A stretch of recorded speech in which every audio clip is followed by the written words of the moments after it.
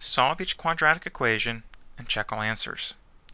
A general process for solving quadratic equations is to first make one side equal to 0. Okay, so one side must equal 0.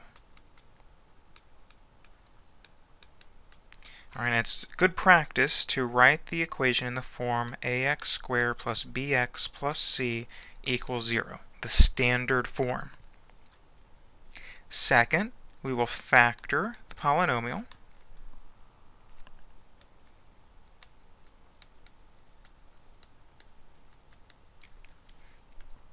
Then we will use the zero product property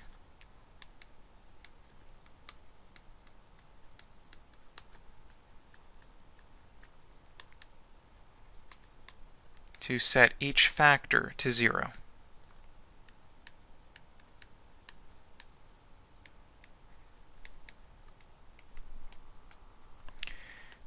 And solve for the variable.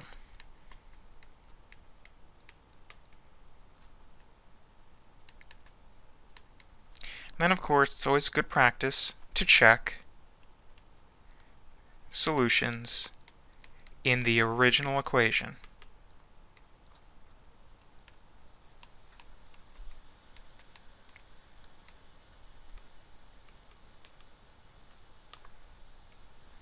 Alright, so there's a general procedure that we can follow. Alright, so we have x squared plus 7x plus 10 equals 0. Notice that this is already in the standard form, and so now we're going to factor the polynomial. Alright, so let's review our factoring technique. Our lead coefficient is 1. So we have b equal to 7 and c equal to 10. Is there a pair of numbers that multiply? So what are the factors of 10? We have 1 and 10, 2 and 5, and notice that 2 plus 5 is 7. So this is the pair of numbers that we use to factor the polynomial as x plus 2 by x plus 5. So we have x plus 2 times x plus 5, and that equals 0. Now, we have the factored form. We use the zero product property. So now we have x plus 2 is 0, or x plus 5 is 0. We now solve those equations. From the first equation, I'll subtract 2 from both sides, and from the second equation, I'll subtract 5 from both sides, yielding x equals negative 2 and x equals negative 5, respectively. Now let's check our work. Taking those into the original equation, negative 2 squared plus 7 by negative 2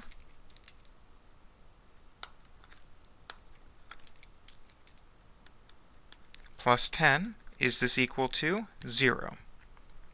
So that's 4 plus negative 14 plus 10. Left to right, 4 plus negative 14 is negative 10. Negative 10 plus 10 is 0. That checks out. What about negative 5? Negative 5 squared plus 7 by negative 5 plus 10. Is this equal to 0? 25 plus negative 35 plus 10. 25 plus negative 35 is negative 10, and negative 10 plus 10 again is equal to 0. So we can be confident in our solutions to the equation. There are two solutions, negative 2 and negative 5. Here's a second example. We have h squared minus 100 is equal to 0. Notice it's already in that standard form. We have the one side equal to 0, and we're in descending order. So we can now factor the polynomial. Notice that this is a difference of squares. We have h squared minus 10 squared. So I can factor the polynomial as h minus 10 by h plus 10. And that's equal to 0. Setting each factor to 0, h minus 10 is 0, or h plus 10 is 0. Solving each equation. For the first equation, I'll add 10 to both sides, and the second equation, I'll subtract 10 from both sides. yielding h is 10, h is negative 10, respectively. Let's check our work. First, the positive 10 is 10 squared minus 100 equal to 0. Well, that's 100 minus 100, which is 0, so 10 is a solution. Let's check negative 10. Negative 10 squared minus 100, is that equal to 0? And again, negative 10 squared is negative 10 by negative 10, that's positive 100. So we've got 100 minus 100, which does equal to 0. All right, so we can be confident that both of these are solutions of the equation.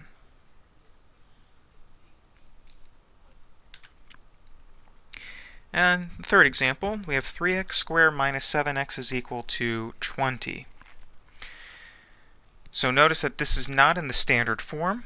Let's put it in standard form by subtracting 20 from both sides. Notice how that makes one side of the equation equal to 0, and writing the left-hand side in descending order, I have 3x squared minus 7x minus 20 is equal to 0. Alright, so now we look at this, and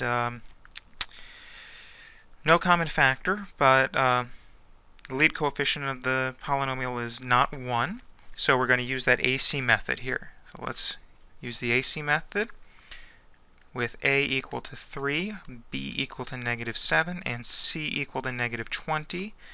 So the product AC is negative 20, negative 60.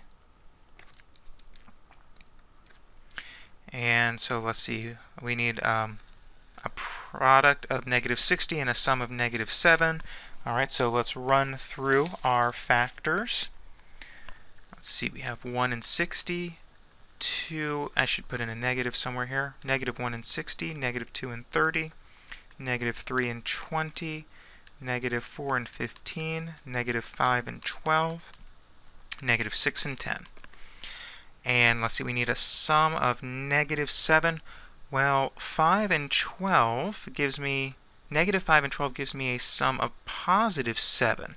Since I need a negative 7, let's go with a positive 5 and a negative 12. And that gives me the sum of negative 7. So there's my pair. Rewriting, we have 3x squared plus 5x minus 12x minus 20 equals 0. Grouping.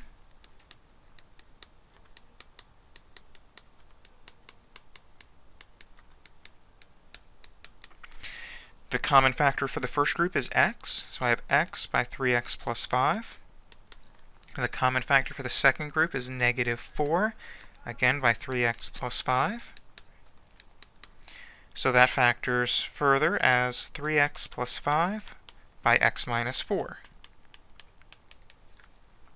Now the zero factor property, the zero product property, gives me 3x plus 5 is 0, or x minus 4 is 0.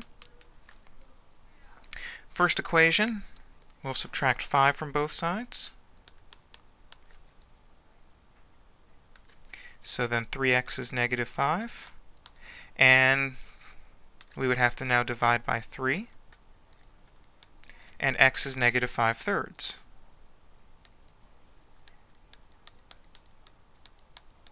Second equation, to solve for x, all we have to do is add 4 to both sides. And x is 4. So it looks like we've got two solutions, negative 5/3 and positive 4. Let's check our work. All right, so checking the first solution. If x is negative 5/3, then I'd have 3 times negative 5/3 squared minus 7 by negative 5/3. Is this equal to 20? Alright, so let's see, 3 times negative 5/3 squared, that's 3 times 25/9 minus 7 by negative 5/3. Now 3 times 25/9, if I think of that 3 as a 3 over 1, I can reduce between the 3 and the 9, leaving a 1 and a 3 respectively. So then that gives me 25 thirds, and multiplying the negative 7 times negative 5 thirds, that's a plus 35 thirds. And 25 thirds plus 35 thirds is 60 thirds, which is 20. So that works out. Let's check the other solution.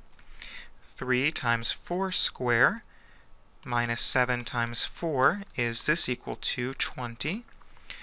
3 times 4 squared, that's 3 times 16, which is 48, minus 7 times 4 is 28. 48 minus 28 is 20. So we have two solutions, negative 5 thirds and positive 4.